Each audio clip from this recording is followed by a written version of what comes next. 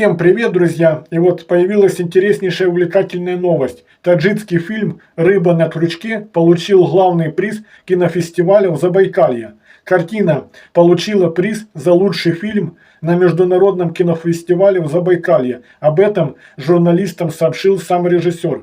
По его словам, награду фильму вручили накануне в городе Чита. Картина является совместным проектом Таджикистана и Ирана. В рамках фестиваля она участвовала в конкурсной программе молодежного кино «Новый взгляд», где соревновались с 4 фильмами из России и Чехии. Международный кинофестиваль в Забайкалье проходил с 21 по 24 мая в Чите. Вот как вы относитесь к таким вот соревнованиям?